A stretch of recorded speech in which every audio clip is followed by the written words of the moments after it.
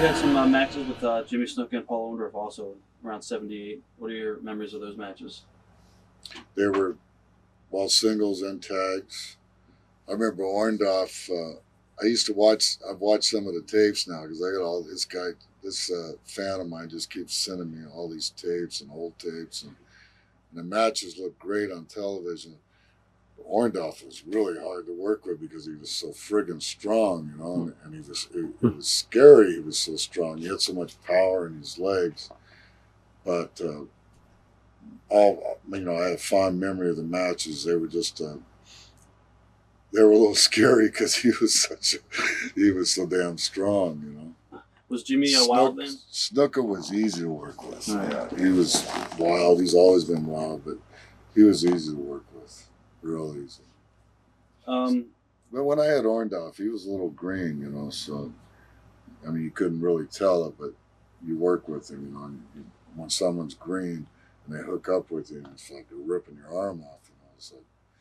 So Orndorff was a little green. Of course, Snuka was polished from one of those Samoan people that learn the business so quick anyway. Right. Now, we were talking earlier about when you went to WWF.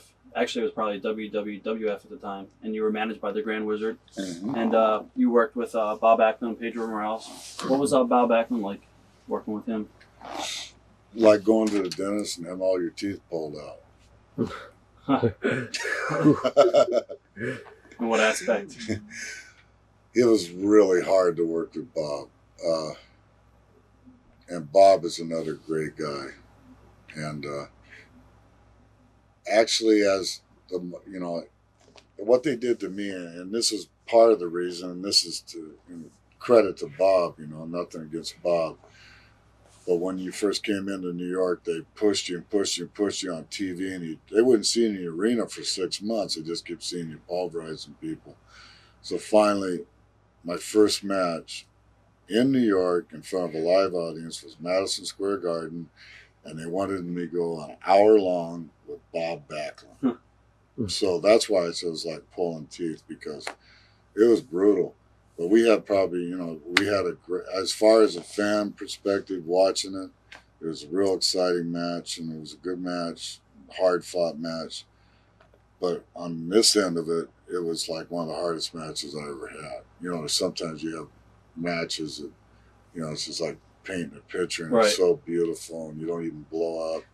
I blew up 500 times in that match. But Bob is in such great shape. But I mean, it was hard. It was hard to get the heat because, you know, Bob was a champion. People liked him and everything, but at the same time, it didn't seem like they got behind him, you know. So that made it harder. And, you know, like they yell howdy doody and all this kind of stuff. And he sold funny. You know, you'd hold him down the hole and he'd flop around like this, and it kind of was almost comical. But I overcame that. Ended up having a hell of a match. And then actually, after going through the motions for 6-7 more months working with him, then I more or less knew what to do. But it wasn't easy matches by all means. How about Pedro Morales? No, that was a piece of cake. All right. Because he had the psychology. I don't think Bob ever really had the psychology that you really need to make it easier.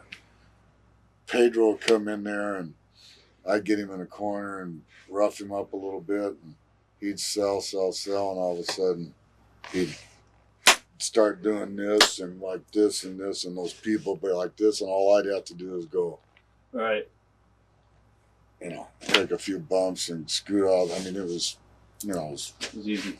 Easy. Night off. What are your memories of working with the Grand Wizard? Good memories. He was a good man.